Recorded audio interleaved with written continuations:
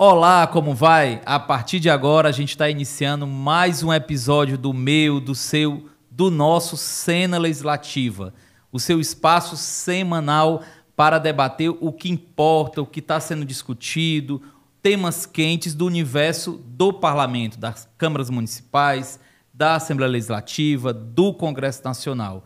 E hoje o nosso tema de destaque são as ações e iniciativas de combate ao trabalho infantil. E nós estamos recebendo aqui no nosso videocast Iraguaçu Filho, vereador de Fortaleza pelo PDT, também foi presidente da FUNCI, Célio Timbó, juiz do trabalho, gestor regional do Programa de Combate ao Trabalho Infantil e de Estímulo à Aprendizagem, né? Lembrando que nós temos vários espaços em que você pode acompanhar o nosso programa. O nosso canal no YouTube, Cena Legislativa Podcast, o Instagram da produtora Pro Produções e o meu Instagram, Cleiton Monte. Você vai acompanhar os flashes, a íntegra do programa, vai se inteirar, vai sugerir, criticar, ver a programação, ver as opiniões e, claro, compreender o que a gente está fazendo aqui, que é discutir a fundo temas que são destaque no Legislativo. E aí, gente, para começar, para iniciar a nossa provocação sobre o trabalho infantil, eu vou trazer aqui uma pesquisa, um levantamento realizado pela Superintendência Regional do Trabalho, que apontou que no ano de 2022 nós tivemos no Ceará 272 casos de trabalho infantil, que já foi um crescimento, né? Lembrando que em 2021 foram 129 casos, mais que o dobro de casos de 2021 para 2022. E aí eu jogo para os nossos convidados essa provocação. A que se deve esse aumento do número de casos de registro de trabalho infantil no Ceará? Percepção de vocês a partir de pessoas que estão acompanhando, que percebem, que verificam essas políticas, a fiscalização. Nós estamos tendo uma maior fiscalização, uma maior conscientização da sociedade. Iraguaçu, primeiro agradecer a participação de vocês e passar a bola. Obrigado, Cleito. Meu cordial cumprimento a vocês, ao Celso aqui, que estamos aqui, para que a gente possa debater um tema extremamente relevante, necessário, que precisa ser mais falado no nosso país, de modo geral. A gente vê muito se falando nas caixinhas, né? No Poder Judiciário, no Poder Legislativo, no Poder Executivo, às vezes em algumas ações de alguns organismos sociais, mas a gente precisa conversar com a sociedade de um modo geral, né? Eu vejo claramente a questão relacionada à condição financeira mesmo, IDH, a necessidade, posso dizer, inclusive, que a miséria, principalmente com a pandemia, muitas situações voltaram, acho que a gente regrediu aí uns 10 anos em relação ao combate ao trabalho infantil, principalmente por conta da necessidade da sobrevivência, né? Abaixo da linha da pobreza, a gente tem várias situações, várias famílias, inclusive em 2019, 2020, 21, 22. 21 e 22 talvez menos, mas os aportes também, os apoios do governo federal relacionados às questões sociais, houve diminuição, né? Esse aporte acabou sendo... O valor pode até ter aumentado, mas houve uma diminuição do espectro do alcance. E a gente viu claramente que a pandemia ela trouxe problema. Mas a gente não pode só apontar o dedo, só pode dizer que o problema é da pandemia. O problema é nosso, da nossa sociedade.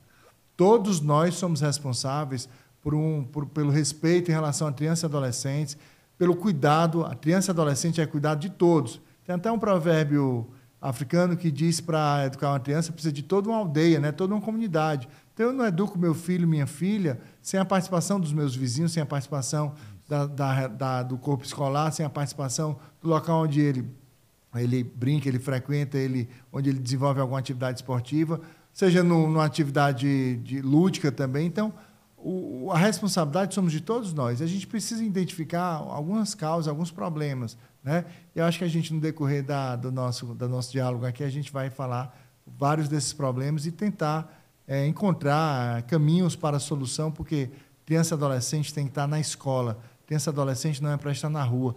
Criança e adolescente não é para estar trabalhando. Tem aquela situação, principalmente dos nossos pais, dos nossos avós, que disseram, não, mas eu com 9, 10 anos comecei a trabalhar. Eu com 11 anos estava na roça. Eu estava aqui trabalhando com gado, ajudando meu pai, meu avô. Com 10, 11 anos eu ordenhava a vaca. Questão cultural, né? É uma questão cultural, parece que está enraigado, né? Que está dentro da... Não, aconteceu comigo, eu fiz. É igualzinho mais ou menos dos castigos físicos, vamos dizer assim, né? Então a gente tem que evoluir, tem que avançar enquanto sociedade. Eu penso nesse aspecto que a responsabilidade é de todos nós e nós precisamos assumir essa responsabilidade e começar a fazer da nossa contribuição individual. Porque só esperar o Poder Judiciário, só esperar o Ministério Público, só esperar a fiscalização do município não vai resolver, nunca vai resolver e talvez continue aumentando esses números aí que você apresentou no começo. E aí, Célio, o que é que você acha? Pegando um gancho aqui no que o vereador trouxe, estamos diante de uma questão cultural, né? A partir da fala dele, eu lembro de algumas reportagens que foram feitas a partir de casos de fiscalização e as falas de alguns pais, né? Dizendo, por exemplo, eu lembro em caso de situação de feira livre, em que você tem crianças trabalhando e os pais falam, olha, mas eu fazia isso na minha época e não tinha nenhum problema e muito irritado com a fiscalização. Que cultura é essa?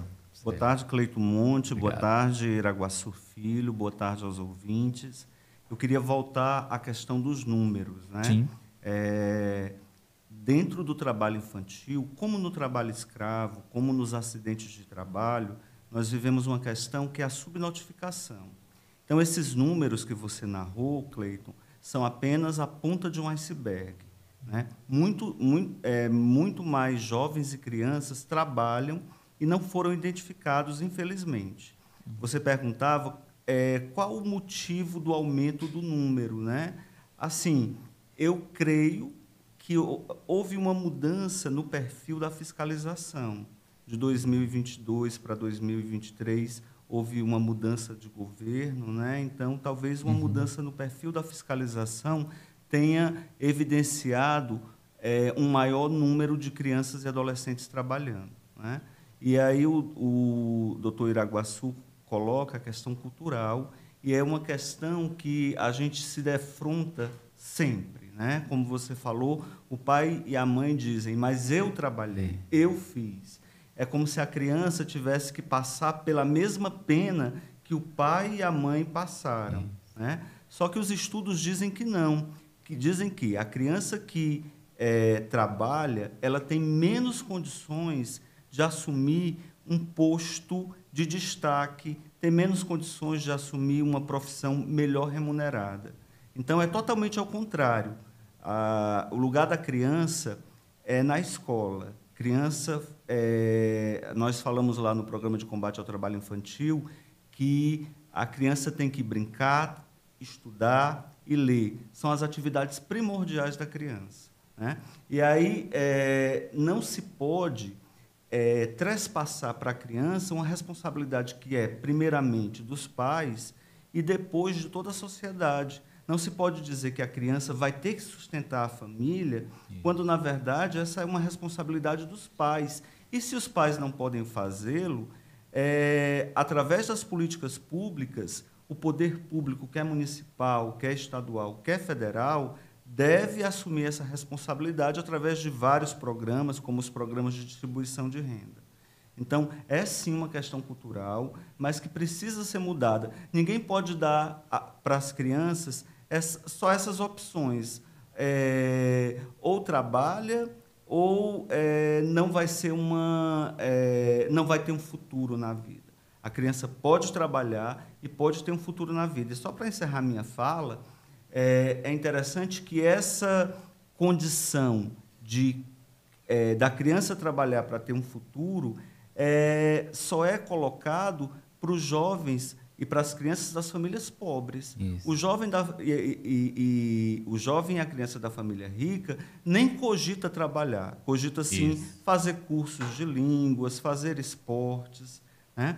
Então, é um tema que toda a sociedade tem que se unir, eu concordo com o vereador, é um tema que toda a sociedade tem que se unir para mudar essa cultura e para mudar o que se chama de círculo da pobreza, que eu posso voltar a falar sobre isso. Perfeito. Pronto, eu ia exatamente falar sobre a história do ciclo da pobreza, né? Que é exatamente aqui, eu nasci pobre, eu não vou ter muitas opções, eu tenho que começar a trabalhar cedo, eu vou ter os empregos menos qualificados, porque eu não tive a oportunidade de estudar, eu vou acabar tendo filho mais novo, eu vou ter, geralmente na adolescência acontece muito isso, infelizmente, e aí eu vou começar, vou arranjar, vou ter que sobreviver, vou ter que arranjar empregos sem qualificação, não tenho acesso à universidade, eu tenho menos possibilidade de acesso à universidade, mesmo com todos os programas, políticas públicas que foram implementados no começo dos anos 2000 no Brasil, que retomam de uma forma mais incisiva esse ano de 2023, com a mudança para o atual governo, mas mesmo assim eu tenho que acessar a universidade, né? E como é que eu vou acessar a universidade se eu tenho que pagar minhas contas, se eu não tenho uma retaguarda, se eu não tenho uma possibilidade de uma família que me dê uma condição de eu demorar mais a entrar no mercado de trabalho, se eu já comecei com 14, com 15 anos na feira, e na feira ainda tem aquela história, não, eu prefiro que ele esteja aqui, trabalhando comigo, senão ele vai estar ocioso e pode estar no mundo da criminalidade. Então, assim, esse círculo da pobreza... Nasce um novo filho que vai percorrer o mesmo... E é a mesma coisa. E Então, são ciclos de 20, de 30 anos que vai praticamente chegar, e com 30 anos ele vai chegar e vai dizer assim, o que é que eu posso ainda mais fazer da vida se eu não tiver oportunidade? Eu estou com sérias dificuldades, já tenho 3, 4 filhos, tenho 2 filhos, planejamento familiar nunca aconteceu, se aconteceu, passou na porta, mas ele, não, isso aqui não é comigo, ou isso aqui não é para mim. E tem muita questão também do preconceito da sociedade, o preconceito social. Não, isso não é para mim. E, às vezes, o próprio... quem detém um preconceito é a própria pessoa que acha, isso não é para mim, isso eu não posso, não está acessível a mim. A gente tem que quebrar essa questão. As políticas públicas são fundamentais, e eu adentro a um ponto super importante que está acontecendo na cidade de Fortaleza há pelo menos 10, 11 anos, que é a questão da escola em tempo integral, né? Eu sou do partido de Darcy Ribeiro e Leonel Brizola, né? Que o Darcy Ribeiro, nos anos 60, 70, ele já falava sobre isso. O Brizola, quando foi governador do Rio Grande do Sul, ainda nos anos 50 para os anos 60, ele construiu várias escolas. No Rio de Janeiro, ele fez os CIEPs, né? Isso. E os CIEPs, com certeza, se eles tivessem avançado e não tivessem sido bloqueados por algumas tendências políticas que acabavam não querendo a emancipação do povo brasileiro, não queria o conhecimento chegasse aos morros ou chegasse às famílias mais pobres, com certeza a gente teria um cenário bem diferente do Rio de Janeiro. Continuava sendo lindo e maravilhoso pelas belezas naturais, mas teria também a oportunidade daquela população, enquanto desenvolvimento pessoal e social. Darcy Ribeiro, se vivo fosse, tinha completado agora em outubro 101 anos, né? Então, assim, a gente precisa pegar esse legado de Darcy Ribeiro, de Paulo Freire, né? E saber que a educação, na minha opinião, é o único caminho para o sucesso. 99% das vezes. 1% é talento e sorte. Porque eu vi um jogador de futebol que está ganhando R$2 milhões por é uma exceção, né? Por mês. Ele está ganhando e tem 50 mil que tentaram e não conseguiram chegar. Não, esse cantor aí está ganhando bem. Você não imagina, às vezes, 10, 15, 20 anos de barzinho, de bar em bar, de muitos nãos e tudo, para depois ele estourou com a música. Não, fulano se desenvolveu aí nas redes sociais. É como é hoje, é influencer, né? TikTok, é influencer. Foi 1 de 1 milhão. Então, esse 1%, ele representa a exceção. A regra é o estudo. E pode ter certeza que esse 1% está estudando formas de divulgação da imagem, contrata empresas, contrata pessoas que estudaram isso. Então, a gente tem que buscar na educação um caminho, né? O caminho do sucesso. Na minha opinião, é esse. E eu luto muito lá em casa e falo muito com os meus filhos, dizendo o seguinte, olha, estudem. Estudem enquanto você tem pai e mãe que pode sustentar vocês. Estudem, entre na faculdade naquela perspectiva. Não se você tem uma condição de classe média, média alta ou classe alta, ou se você tem um entendimento um pouco mais progressista em relação à questão de organização familiar, você vai dizer, estude, vamos fazer de tudo para que você possa ter a oportunidade, que às vezes também tem gente que diz assim, eu vou tentar lhe dar a oportunidade que eu não consegui. Mas porque na minha época era um pouco diferente. Então, você abriu a mente. Então, o caminho do sucesso, na minha opinião, é a educação. E a educação tem que ser da base, né? Educação de qualidade. E aí, o doutor Célio falou da questão relacionada ao brincar, né? Uma das coisas que eu mais defendi quando eu passei pela FUNCI e no primeiro mandato, quando eu fui relator de vários projetos como o Marco Legal da Primeira Infância, é o eixo do Plano Municipal da Primeira Infância do brincar. Né? O brincar é lúdico. O brincar ele estimula tantas coisas, emoções, né? Descobertas, criatividade. O brincar ele faz parte da construção das paredes cerebrais. até os 6 anos, a nossa cabeça está se organizando, o cérebro, as sinapses, né? As conexões neurais, conexões nervosas, a emoção. Você imagina só se eu vivo numa casa só de conflito, só de briga, só de que a mãe bate no pai, que o pai bate na mãe, que a violência é permanente, que eu estou ali envolvido com o tráfico de drogas, a família é envolvida com o tráfico de drogas, que mataram um aqui na minha porta, mataram 2 na outra esquina. Você imagina só, essa criança não vai ter uma perspectiva positiva na vida. Então, tudo isso passa também por isso. E essa questão do trabalho infantil, pode ter certeza que tem a questão da miséria, tem a questão social, mas tem o tal do ciclo ou círculo, como queiram chamar, da pobreza, que não deixa com que a maioria das pessoas que nascem pobres possam ascender socialmente através, principalmente, da educação. E quando ascende, é o futebol, é o vôlei, é a arte, alguma arte específica, enfim. Eu vou pegar aqui um gancho que vocês falaram.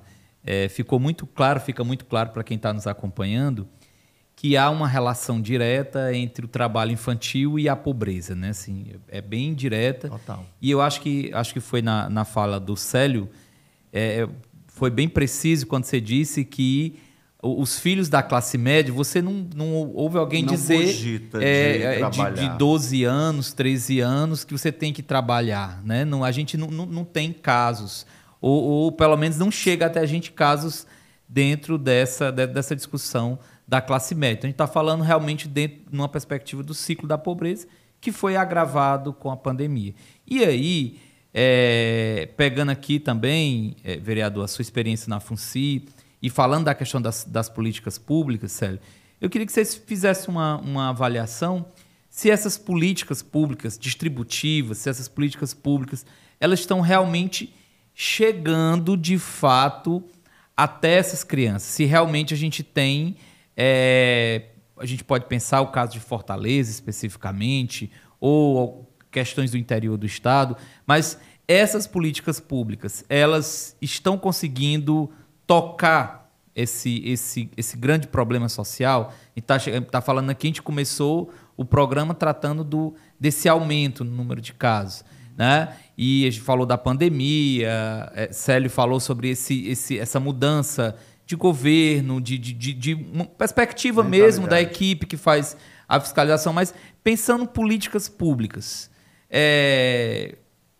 Nos últimos 10 anos, 10, 12 anos, há esse olhar, Iraguaçu, para essa criança, você falou da primeira infância, há esse olhar por parte do poder público, municipal, estadual, federal, pensando na criança como sujeito de direitos. Pronto. Né? Criança não é objeto de direitos. Há uma diferença muito grande entre falar de objeto de direitos e sujeito de direitos. Sim. Tem que ser sempre encarada como sujeito de direitos. Isso. Só que a gente vai ter que lutar também por elas. Eu dizia muito na FUNCI, a gente não vai ter aqui uma manifestação de crianças de 3, 4, 5 anos, de 10, de 12, 11, não vai ter. Isso. Então, a gente tem que trabalhar por elas, porque a responsabilidade é nossa, é compartilhada.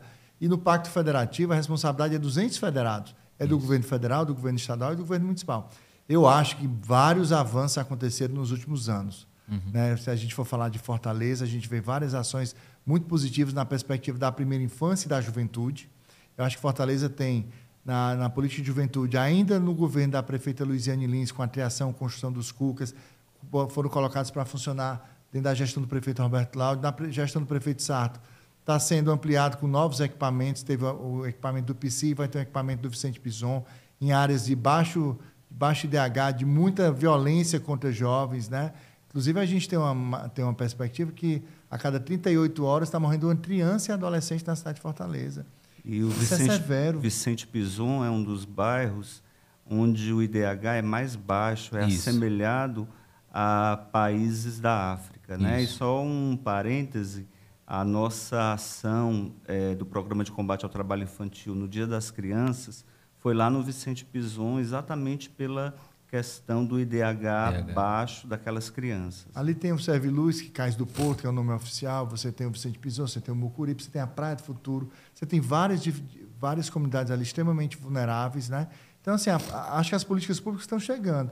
Eu acho que não chega no volume que a necessidade demanda por parte da sociedade, porque, infelizmente, também esse ciclo da pobreza e a questão mesmo da necessidade de se alocar na cidade de Fortaleza quando vem para cá, gerar as ocupações que não têm infraestrutura, e vai aquela situação de que onde é que eu vou morar, onde é que eu vou me instalar, e vou buscando a ocupação. E as crianças acabam sendo penalizadas, especialmente porque não têm acesso à escola, né? Geralmente elas saem de um determinado bairro e vão para outro, e perdem o acesso à escola daquele bairro original ou daquele município original. São as que mais sofrem, são as crianças, né?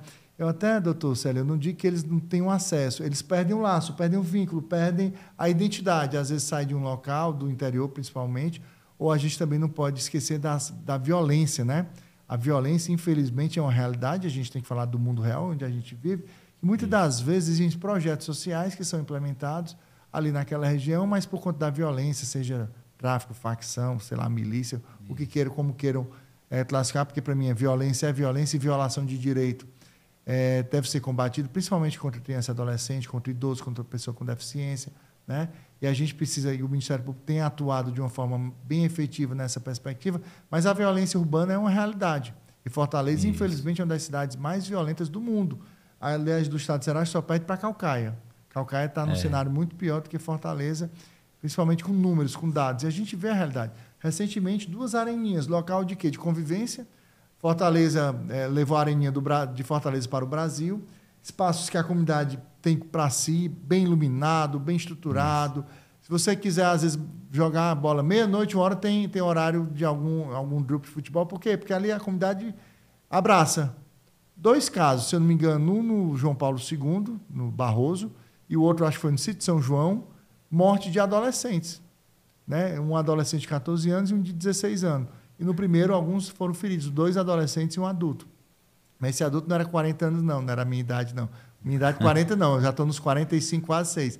Não era de 40, era de 19, 20, vinha quase um jovem, né? Um jovem. Então, assim, a gente precisa identificar qual é esse problema, porque a gente precisa ter essas políticas públicas chegando num volume maior, é verdade, mas, assim, elas chegam. No Estado, várias ações relacionadas a mais infância. Falta recurso, vereador? Eu não sei se falta recurso. Eu acho que está faltando um consenso social de paz. E de empatia. Muitas das vezes a gente tem que se colocar no lugar do outro.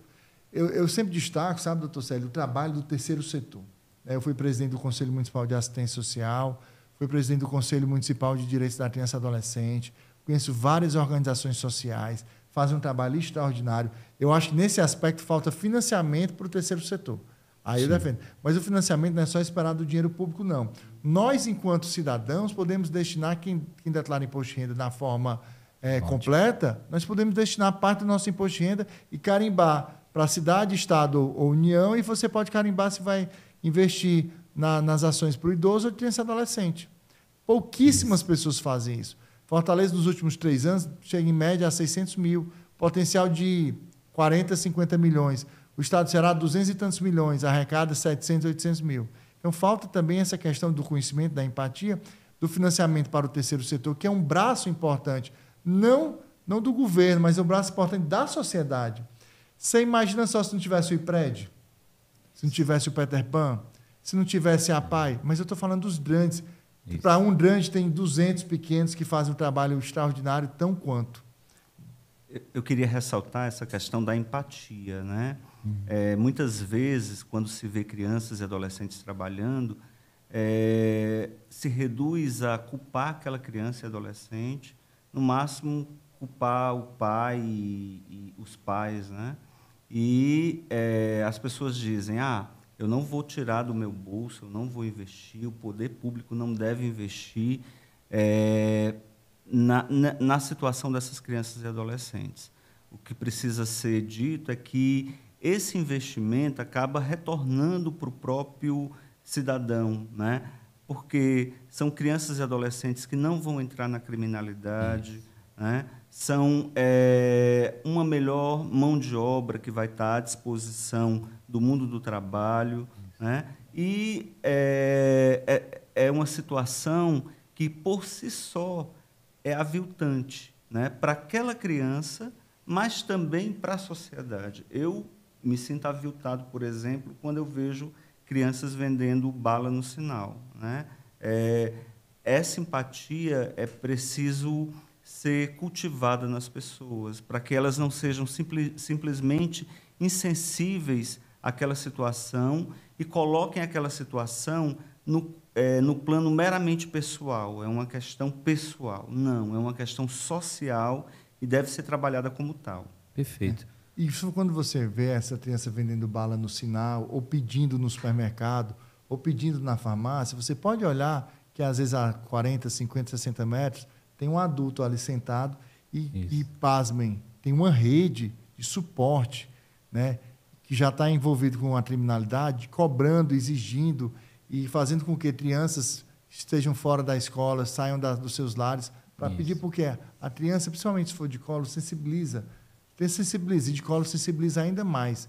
A DESECA, quando eu estava na FUNCI, por uma ação de um conselho tutelar, acionou a DESECA, a Delegacia Especializada de Combate a Crimes contra Criança e Adolescente, e foi identificado que tinha uma criança que era dopada, para ela ficar desfalecida, para mostrar como se ela estivesse dormindo ali e ela estava dopada, porque aquilo ali gerava 10, 20, 50 reais de ajuda. Inclusive, conversando com algumas pessoas do Poder Judiciário do Estado, teve uma desembargadora que disse, uma vez eu me sensibilizei.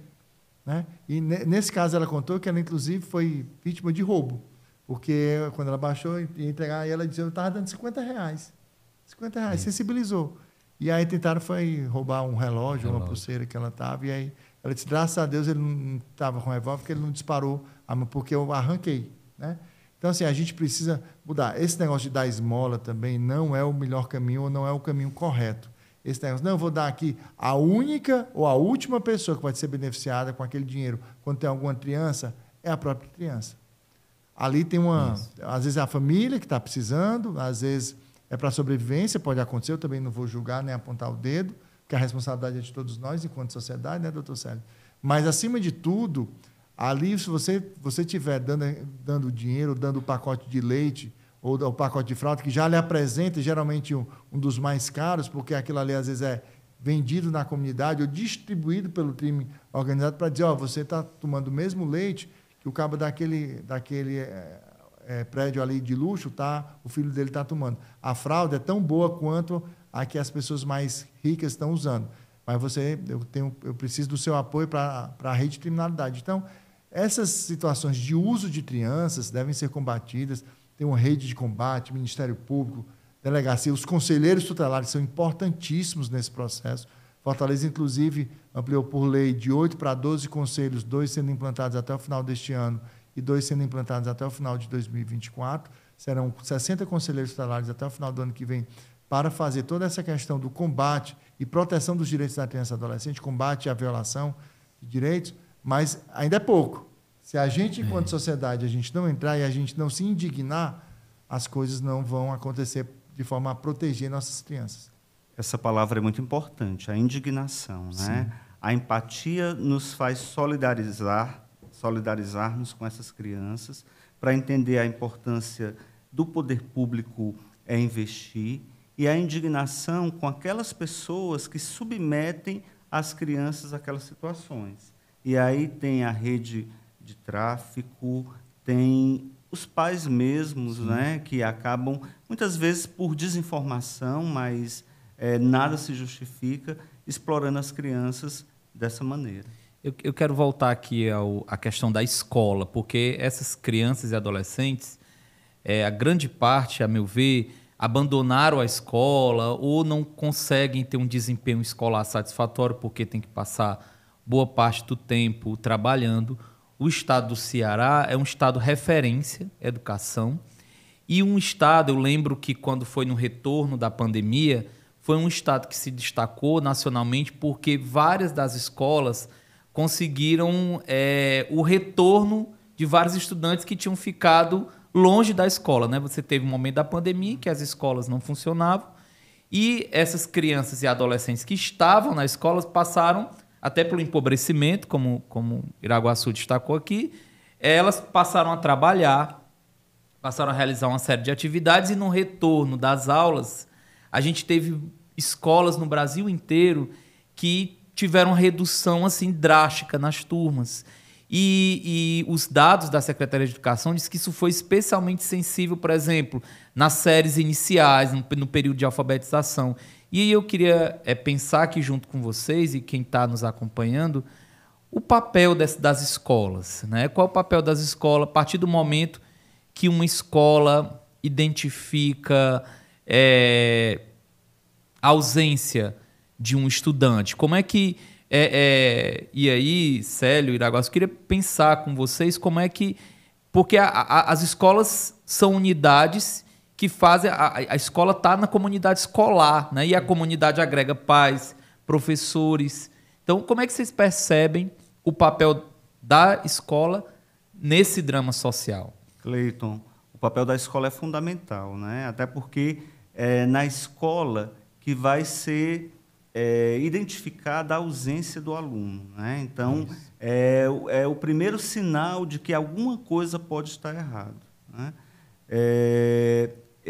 O caminho, chamar os pais para conversar com a própria criança, isso é muito importante, né? Porque muitas vezes o que a criança diz está em colisão com o que os pais dizem, né? Então é importante Sim. ouvir o que a criança está dizendo, né? Se puder resolver no âmbito familiar e escolar, seria a melhor coisa. Em não podendo, estão aí os conselhos tutelares para intervir e buscar uma solução adequada que sempre contemple a permanência da criança na escola. Perfeito. Eu vou responder... Esse panorama que Célio trouxe, Iraguaçu, a partir da sua vivência, do que você conhece nas escolas, isso realmente se concretiza? Você acha que esse olhar e esse trabalho, ele vem acontecendo nas nossas escolas? Eu vou responder igual, a escola é fundamental, né? E eu vou além. Antes eu dizia que o principal local de proteção para uma criança e adolescente era a sua casa, a sua família. Eu acho que hoje isso inverteu, principalmente porque, infelizmente, em algumas casas, a violação acontece dentro de casa, principalmente quando é violência física ou sexual. A escola hoje, para mim, é o principal local de proteção, principalmente para crianças em situação de vulnerabilidade social. A escola garante alimentação balanceada, a escola garante conhecimento, a escola garante preocupação, a escola chama a família, muitas das vezes, geralmente, quando ela sabe da violação de direitos que ela comete com seus filhos, ela geralmente não vai, mas tem o conselho tutelar, a aplicação de medidas do conselho tutelar, porque a ação extrema de alguma punição, algum afastamento do lar, que seja para uma família extensa, vai ser o último caso. Mas a escola ela vai identificar isso aí. Por isso a importância das escolas em tempo integral. Eu tenho dito, e o prefeito Sarto tem ousado, na perspectiva de até 2024, integralizar todas as escolas do ensino fundamental. Sabe quantas unidades de educação nós temos em Fortaleza, somando as creches conveniadas? Em torno de 620. Essa questão da diminuição dos alunos em relação pós-pandemia, em Fortaleza, obviamente, também aconteceu, além nos primeiros meses, mas uma ação de busca ativa permanente. Acho que em torno de 1.100 ou 1.200 pessoas foram contratadas para uma busca permanente, para identificar qual é o cenário, para conversar, a família ir até a escola, se a família não vai, que a escola possa se deslocar, possa fazer isso em conjunto com o conselho tutelar. Quando você coloca a escola em tempo integral, você tem geralmente uma segunda língua, você tem a parte lúdica, você tem a parte cultural, você tem várias oportunidades. Os cuidados com a saúde. Cuidados com a saúde, a conexão com a política pública de saúde, o posto de saúde ali próximo, nós temos em torno de 120 a 130 postos de saúde na cidade de Fortaleza, 12 UPAs, 6 estaduais, 6 municipais. Então, essa preocupação, e a rede tem que agir. Tem que agir. Obviamente, quando ela não age ou quando ela não consegue, o alcance dela não tem a Justiça, tem o Ministério Público, tem outras ações de cobrança para que a família, né? A gente fala muito de criança e adolescente, mas a gente tem que trabalhar criança e adolescente na perspectiva da família, na perspectiva da família, na versão do artigo 227, todo tipo de família, né?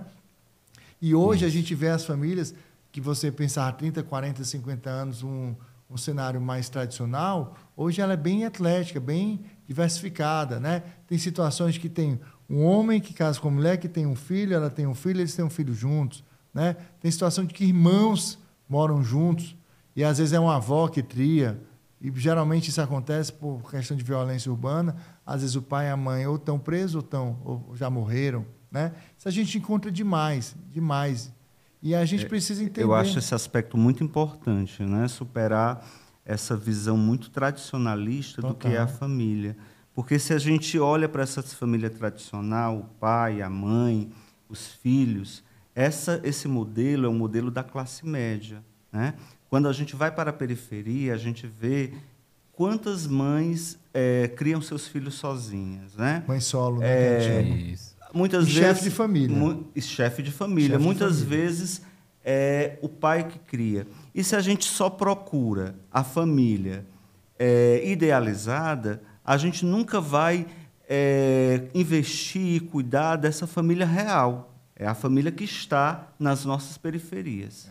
E o programa Cresça com Seu Filho, que foi implantado em 2014 para 2015 em Fortaleza, continua até hoje, que tem mais ou menos uma meta de 3.000 a 3.500 entre crianças de 0 a 36 meses e as gestantes, ela vai dialogar exatamente com o cuidador. Ela chega na casa, o agente comunitário de saúde chega na casa, mas ele fica com quem? Quem é o cuidador? Né? Não necessariamente é a mãe ou o pai. Às vezes é a avó, encontra muita avó. E, às vezes, dentro de uma construção comunitária, tem geralmente uma mulher ali daquele quarteirão que ela não desenvolve atividades fora, mas ela é remunerada por outras mulheres para ela tomar conta de seus filhos durante o dia. Está entendendo? Então, dentro de um arranjo comunitário. Então, isso é importante. Por isso que se diz no provérbio africano, uma aldeia todinha é preciso para educar uma criança, né? Então, a gente tem que entender. E como o doutor Célio falou, a gente tem que entender qual é o mundo que a gente vive, qual é o mundo real. Esse negócio não, porque família é fulano, ciclano e os filhos. Não existe mais assim. Aliás, existe, mas não é mais a regra, né? Ou não é uma grande maioria. Predominante. Né? Não é mais a predominante. A gente vê relações que está no segundo casamento, no terceiro casamento, né? E tem filhos em comum, não tem filhos em comum. Às vezes é um cenário de irmãos, às vezes é um cenário relação homoafetiva. Então, a gente precisa ter o respeito. Eu tenho dito nos meus pronunciamentos na Câmara, esse ano principalmente, que, de repente, a gente, no Brasil ou no mundo, a gente perdeu o sentido dessa palavra chamada respeito. A gente tem que respeitar, tem que acolher, tem que entender e tem que enquadrar nas políticas públicas quando necessário for. E, quando não necessário for, a gente tem que fazer o nosso papel para que a gente, enquanto sociedade, possa ajudar o próximo. Perfeito. Eu penso assim. Eu quero aproveitar aqui a sua fala, vereador. Você falou da questão do seu pronunciamento na Câmara. A gente está aqui num espaço que visa aprofundar os debates que acontecem no Legislativo e queria saber, a partir da sua experiência e também do Célio acompanha, como é que vocês percebem o Legislativo nesse debate? E aí o Legislativo, de uma forma geral, Câmara Municipal, Assembleia, Congresso Nacional, vocês acham que há uma sensibilidade maior, uma compreensão desse tema, uma maior discussão? Como é que a gente falou do poder público, mais no sentido do executivo, mas eu queria retomar aqui essa discussão com relação ao legislativo, porque a gente sabe que o legislativo é a caixa de ressonância da sociedade. Então, chega no legislativo esses temas... quem representa o povo, né? Então, assim, é fundamental que o tema também faça parte da cena legislativa, como diz, né? Então, como é que vocês percebem isso? Eu tenho muito medo, sabe? Porque eu vejo que no país são poucos representantes do povo que têm uma visão progressista, como o vereador Iraguaçu Filho, né? Nosso debatedor. Eu percebo que existe assim um caminhar para posições mais antiquadas, né? O Congresso Nacional, infelizmente, tem mirado, tem olhado para posições mais antiquadas. E há pouco tempo, uma das comissões da Câmara aprovou lá um determinado projeto de lei que proíbe famílias compostas por relacionamentos homoafetivos. Para mim, isso aí é só a ponta de um iceberg, né? De toda uma mentalidade retrógrada, né? Que, infelizmente, está permeando o nosso executivo, aliás, o nosso legislativo, especialmente em nível federal. Assim, adentrando aí direto na parte política, né? O que a gente vê não é no Brasil, eu acho que é no mundo, de um modo geral, quando a gente vai ver lá na Europa... As eleições na Argentina. A retomada, agora, né? a retomada do nazismo, o partido nazista na Europa, na Alemanha, né? Em várias representações de extrema-direita que chegam ao poder. O mais recente, o mais próximo é esse da Argentina, né? Esse debate que está acontecendo, acho que a eleição é dia 19 de novembro, né? E aí vê que o que está nas pesquisas favorito é um cara que é um antissistema. É um cara que nega tudo, que vai acabar com o Banco Central e vai dolarizar a economia argentina. Mas não tem nem dólar circulando lá, como é que vai dolarizar? Vai acabar com o Mercosul também. Vai acabar com o Mercosul, né? Sim, grandes conquistas da América do Sul, ele disse que vai acabar e vai cortar relações com o Vaticano, né? Então, assim, a gente tem que ter muito cuidado. O que aconteceu no mundo, de um modo geral, é um avanço da extrema-direita. No Brasil, na minha opinião, foi um desastre. É um desastre. Não encontraram um representante e aconteceu o que aconteceu e todos nós sabemos. Mas é aquele povo que nega a política, mas que faz da política meio de vida, né? Basta olhar o histórico familiar do ex-presidente. E, assim, a gente precisa ver, precisa entender que os direitos sociais, está lá na Constituição, os direitos fundamentais no artigo 5º, os direitos sociais no artigo 6º, no artigo 7º, né? O direito à liberdade de expressão. Uma parte. Graças a Deus nós temos a Constituição, viu? Porque se nós não tivéssemos aí o artigo 5º, o artigo 7º, a própria existência da justiça eleitoral, né?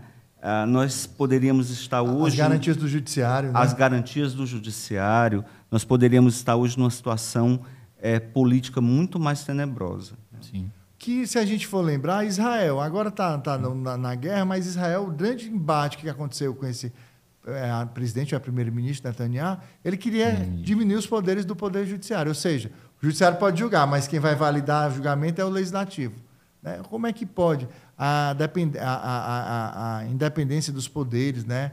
Aquele tratado, as ações de Montesquieu, né? Do legislativo, do executivo, do judiciário. Acho que querem criar um poder moderador que aconteceu séculos atrás, querem retomar, e é no mundo. Então, a gente precisa entender essa realidade, que é um movimento. E aí o legislativo, ele é a ressonância da sociedade, né? Se tem pessoas que estão ali daquele pensamento, é porque a sociedade ali entende que ele deve representá-lo. Agora, a sociedade, em alguns momentos, ou em muitos momentos, ou no momento atual, acho que ela distou um pouco da realidade, e ela quer trazer questões extremamente conservadoras no mundo que é extremamente avançado, progressista, e a gente, mais uma vez, a palavrinha-chave, respeito. Está faltando respeito para com o próximo. Mas falando aqui do Legislativo de Fortaleza, nossa Câmara, falando na perspectiva de criança e adolescente, nas ações afirmativas, eu acho que avançou muito a Câmara, né? Aliás, assim, a Câmara avançou muito porque nós tivemos um prefeito como Roberto Cláudio, que a primeira-dama era extremamente atuante.